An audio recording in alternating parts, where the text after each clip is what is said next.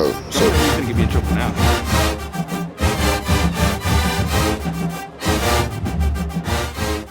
My name is Zachary Steward. I'm from Houston, Texas. I'm a journalism mass communication student, and I'm a Mellophone section leader for the 2022-2023 marching season. Good morning. The time is now 10:04. It's crazy. That's my birthday.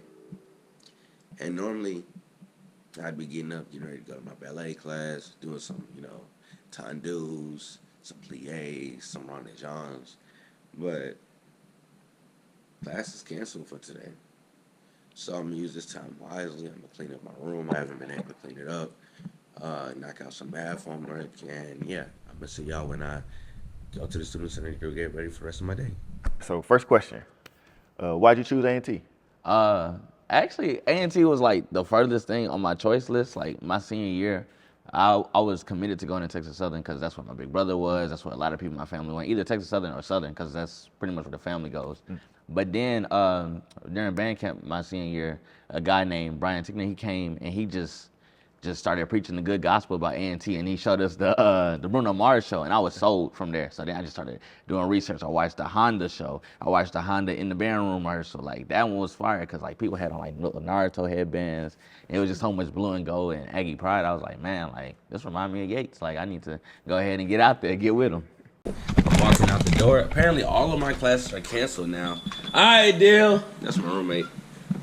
Apparently, all my classes are canceled now, so now I'm just gonna go up there and do some work. It's always good to get out your own crib, do some work somewhere else. That way you can focus. So yeah, I'll see y'all when I get there. So how is it being in the program? Your brother was at Texas Southern, but you being kind of in a total opposite type program. Woo! Hey man, when the sky is clear like this, the day beautiful, weather good, you gotta put on some Michael Jackson. Like it just make you feel better about your day. Like, woo! Hit the town. It's like we go home, like because they still travel and stuff. But like we go home, we compare notes. I tell him like how I'm cranking on him. He'll be like, nah, you got ways to go. I'm like, nah, dude, like I'm more balanced than I be using like good terms and stuff. But I think the best thing about it all is like seeing the joy on my mom's face, cause like she got sons. When we was in the MEAC, she had a son in the MEAC, she had a son in the SWAC. So it's like she got the best of both worlds. Now we in the Big South, and it's cool. It's different. It's cool, but I understand. Be real. It's cool. It's the Big South. It's not the MEAC. So for me, it's real cool being the black sheep of the family, but not being talked about in a negative way. It's more of a positive direction. Everybody in my family now, they're considering, oh well, you can send your boy to NCA&T. Zach out there. We got somebody out there for you. I don't know how much longer I'm gonna be out here, but they got me while they can. Boys found a good parking spot. That's all that I can ask for.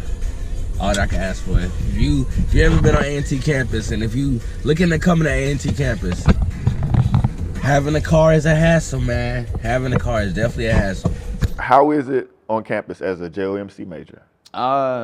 It's actually fun because you do so much on campus. Like because of certain classes, you might be recording something in somebody else's class. You might be shooting something for somebody else's class. So people start to know you because, oh, he's that film dude, or he's that photographer, or he's that radio dude, or he's, so like it kind of gives you a lot of exposure on campus because people are going to start to recognize you the more you do stuff. But it really just makes you have to do stuff on campus. So, I mean, I like it. Like it keeps me involved. It's pretty much all I wanted to do since high school because we had like a School of Communications course pathway type thingy in my high school. And I've been doing this since I was 16. So it's kind of like just rhyme and rhythm for me now. Like I just get into the flow.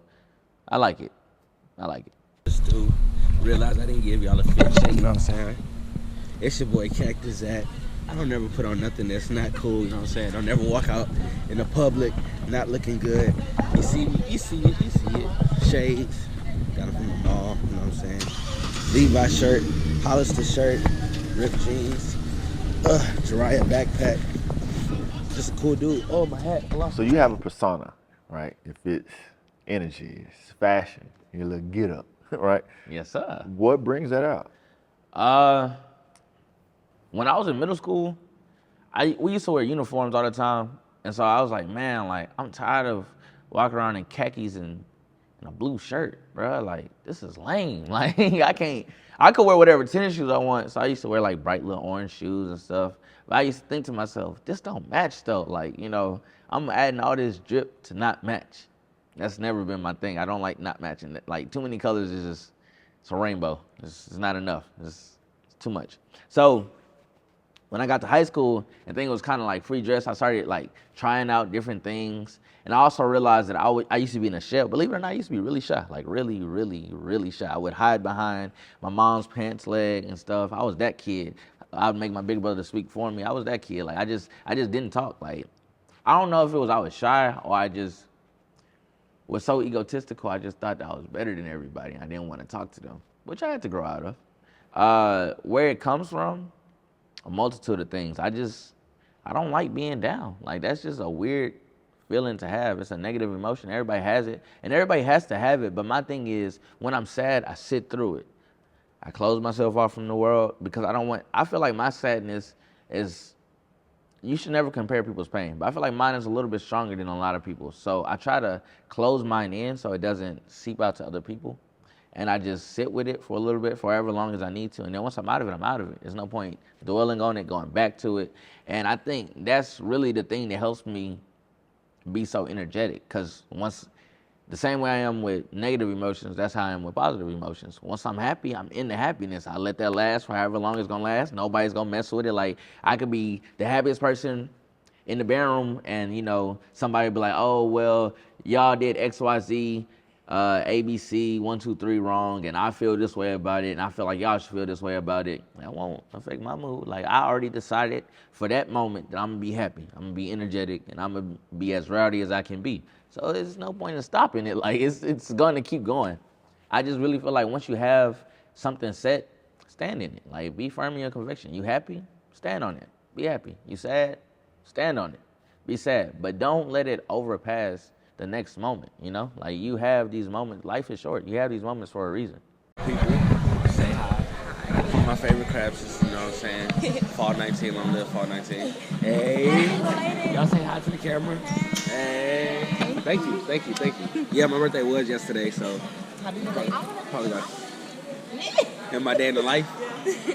I got you. I'll be back. You know what I'm saying? Everybody want to be on the cactus scene, you know what I'm saying? Big famous. They got a tour going on. But you know, oh yeah, I do a full drip check, you know what I'm saying? I got the Levi shirt, not Dickies. I got the Hollister shirt, the rib jeans, the official BGMM lanyard. If you ever see anything else, it says BGMM and it don't look like this. That's not it. I got the shoes. Hold on. The laces? They wasn't double lacing like this, you know what I'm saying? I'm the progenitor of that, the first. Because that's what Aggies do. Say that word again. Progenitor. Is that a real word? Yeah, progenitor. Okay, I learned something new today. Yeah. So you are a senior, Yes, sir. meaning you've been in the program for 4 years.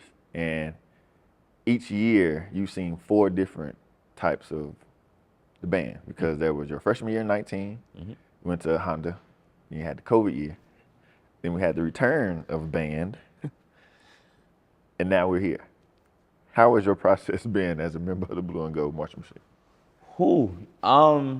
I'm not gonna lie to you, like, it's really been like a trust the process kind of thing. Like, you know, like, I hear, well, especially when I first came in, I heard so many great stories about like people that marched all 4 years, like their great experiences, how much fun they had, how like the opportunities were opened up for them, how they became better musicians. And it was like, okay, my freshman year, me coming in as a 3-month Mellophone player, I was like, okay, I want that for myself, you know? And my freshman year, I really worked myself up.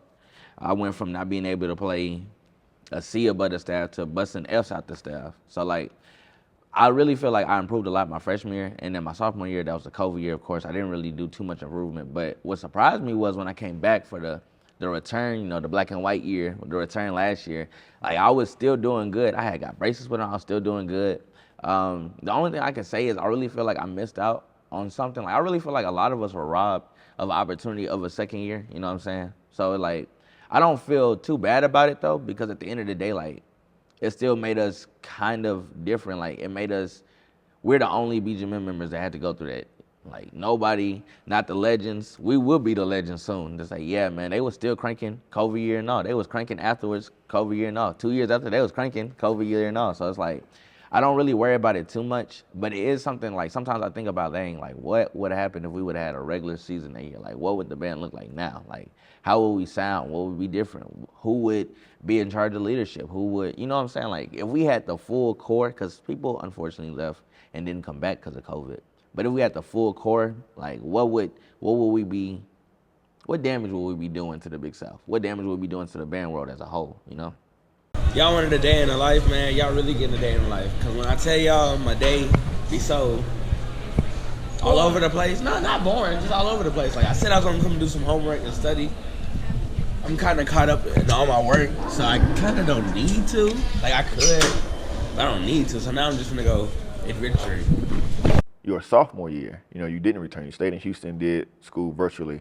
And the staff or the band tried to be as creative as we could, you know, being the BGMM synthesized and doing the virtual show. But how was it as a student being home, learning on, you know, online, being an A&T student remotely, and then just seeing how everything was happening?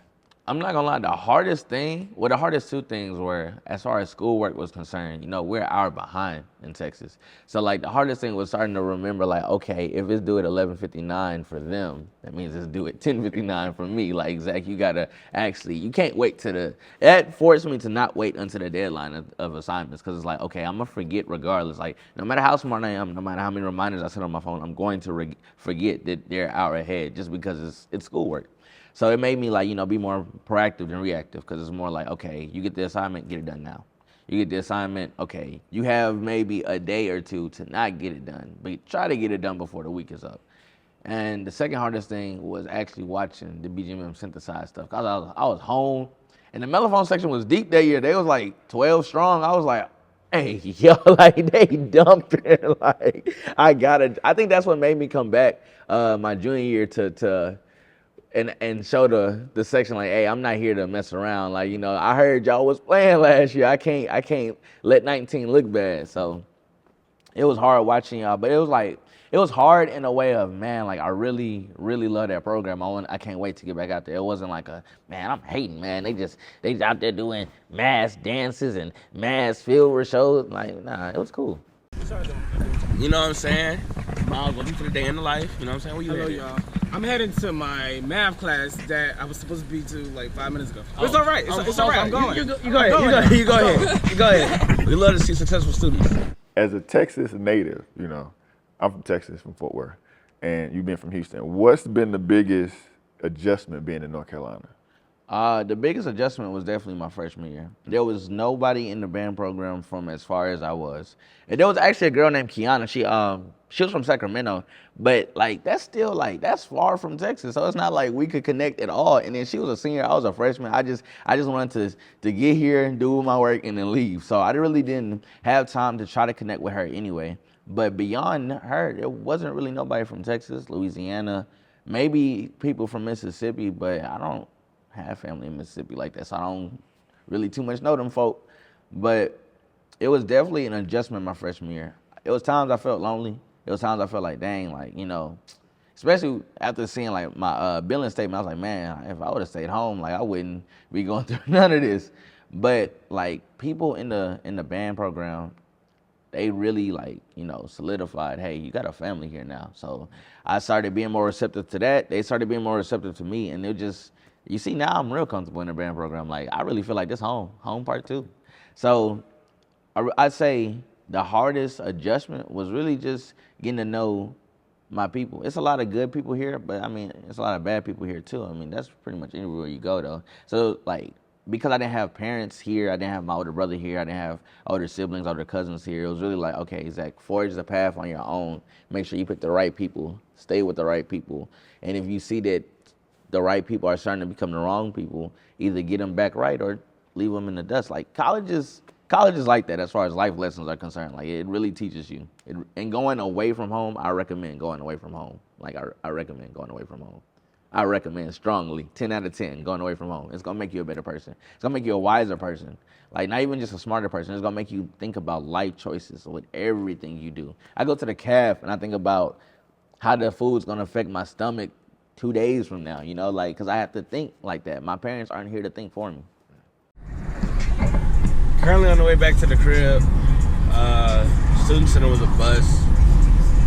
wasn't really much to do today. I mean, like I said, classes are canceled, but only for, you know, people that's at Crosby, GCB, which is mainly where I take my classes, being as I'm a journalism mass communication student.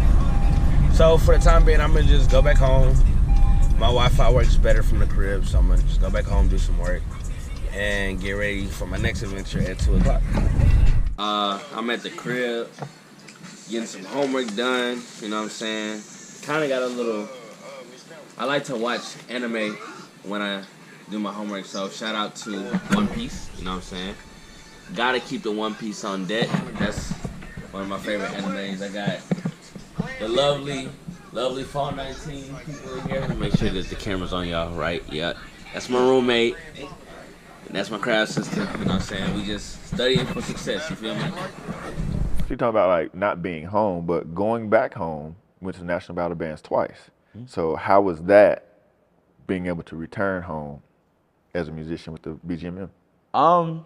It's bittersweet a lot of times because well, the first time it was actually like more sweet than bitter, but it was fun because, like, you know, a lot of people back home, especially the area I grew up in, like, they don't really have the funds to come out here for a weekend game, and especially if it's a big game like G-Ho and everybody done bought tickets and plane tickets are $1,000, like, they really don't have access to come and see me and support me like that. So when YouTube videos drop, you know, they're the first people watching it, they're sharing it with me, saying, hey, I see you at 4 minutes and 30 seconds, or I see you, you know, they're showing me they support. So for me to be home and in their face and they finally see, like, the work that we put in, because, yeah, it's one thing to tell your people, yeah, I marched with the best band. Anybody can tell their parents that, they can tell their cousins that, their grandpa that, but it's another thing for them to see it, you know? Like, after we performed in Houston last year, my phone was just ring, ring, ring. As soon as we got on the bus, ring, ring, ring. Man, y'all the best. Y'all do that white people march and stuff and the black people. Oh, man, like, I don't see no band doing that. Like, and y'all dance and play. Like it was so much going on just in the phone calls telling me, like, oh, man, like, we watched the videos, but we thought they'd be edited and we thought y'all just do them one at a time and they just put a both. Nah, like, we do it all. You know, this is the marching machine. So this year it was more bittersweet because I was coming home and I didn't really get a chance to spend time with my niece. She's recently born, so, like, I didn't get time to spend time with her. But that's why I was kind of bitter. But beyond that, like, you know, we had the Migos perform. I had more kids that were watching me in middle school when I was a drum major in high school. They came to watch me perform. So it was more like me reaching back to my little brothers and little sisters of the community, and they watching me, and it was real like dang, like, them the only times I feel the pressure of performing in front of thousands of people, because those are my people back home. Like, these people out here, I care for them, I've made them my family, but it's not like they didn't know Lil Zach. They didn't know Lil Zach with the dreads. They didn't know Lil Zach with the waves. Like, these people, I just met these people. But back home, they knew me since I was a youngin'. The expectations are high because I set them high. You know, anybody that knows me knows I like to talk my ish.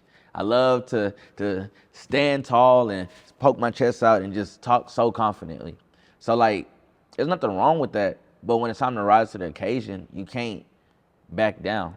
So, like, going back home and rising to the occasion is always like, okay, I really got to put my super suit on now. Like, I got to get ready. Like, they expecting a show, so I'm going to give it to them and more. So, yeah, I mean, like, going back home, it's fun. It's bittersweet, but it's fun. The time is now 2:12. I'm at some office downtown. My ride decided to go be social, I guess. You know, I'm not too sure what exactly they're doing, but I am about to be on my way to the cleaners. I'm a little bit behind schedule, but that's okay. Might pick up some ice cream too, so yeah, let's keep going. The uniforms from the cleaners, helping out the Piccolo freshmen. Go ahead and say hi. So, welcome to the day in the life, you know what I'm saying? So 120, that's when? His? Yeah. I don't know which one is which. This one's... Yeah, this is probably all his. And this is Camille.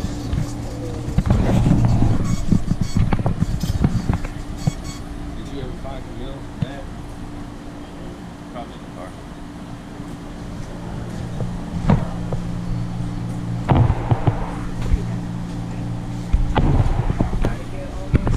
Put pulled up to Pelicans, you know what I'm saying? The time is now 3:17, roughly about 2 hours before practice. So I feel like we've had a long day. Deserve some treats. So this year, as you talked about, like last year or previous year, you saw the Mellophone section get to a certain number, and then last year y'all was like 12, 13 or something like that. And this year went through a change. You know, you had 2 members become drum majors. You had, members graduate, certain members come back. So I think we started with like 3 or 4, and then we had people transitioning, learning new instruments, and now you're the section leader, right? So how has this year been for you in the section? So walking into it, like, we had the leadership training, all that. The person that was auditioning to be section leader with me, I would have been so fine if he would have made it, just because we think so much alike and our hopes for the section are so high that it's like whoever would have steered the ship, the destination would have been the same, the route would have been the same. So it's like, I'm real grateful for the position. Also because it helps me like get back into, like I said, I used to be a drum major in high school, and I've been kind of like, playing around a lot. So like, it's kind of helped me get back into that, okay, people are watching you. People are looking up to you. They're expecting things from you. You have to, set the example. So watching the change for the section from year to year, more specifically from last year where we was a bigger section to this year where we're like 7 deep, it was a little, band camp, I was a little worried actually. Like for the first time in my life, I was worried about something because this was something that you guys entrusted to me. I don't want to mess it up. Like the section Tori handed to me was such a great section. Why would I, drop the ball? I can't do that. You guys handed me the ball. I can't drop the ball. So like I was a little worried, but then as I got to know them, as we got to bond, as we got to play with each other in close proximity, I started realizing like, these little dudes are all right. Like even the ones that switched over from different instruments, like these little dudes can play. They just need somebody to bring it out of them. And so we worked. Y'all seen during band camp, we worked all summer. It was 7 of us. We would turn our chairs sideways. We would lean back. We would get on the ground. We'd do crunches. We committed to doing 500 crunches a day. And we did that for at least 2-3 weeks. 500 crunches a day. This is during band camp. This is at the end of band camp leading up to Houston. This is why you're having to do classes. Like we were committed. We're committed to being the best section. We're committed to being the best A&T section. We're committed like to leave our own legacy. Like this year, we're committed to having 7 Mellophones be the talk of the town for years to come. You know what I'm saying? So once we were all on the same page, the worry started to dwindle and the pride started to grow. Like I'm so proud of them dudes. Like all 6 of them, I'm proud of them. Every single last one of them, I can line up and say, he can play this, that, and the other. He can play this, that, and the other. Can your section do this? Like, we have no competition within the band room per se, except maybe the tubas and trombones. But we don't have really a competition in the band room per se, so we compete with ourselves. And that makes it like iron sharpens iron, so it really just makes us better. So as far as worries go in the section, none. I'm just proud. I'm proud to be the leader. I'm proud to be their captain. I tell them every morning, I'm like, good morning, man. They be like, aye, captain. Like we got all kinds of inside jokes, all kinds of, cause we close with each other. You know what I'm saying? So that I really feel like that's what makes us play so good. Cause we know if somebody gonna brick it, hey, don't you brick that note. They don't brick it. Like Kevin's Hart, for example. It don't mess up my interest in Kevin Hart. We be doing what we can.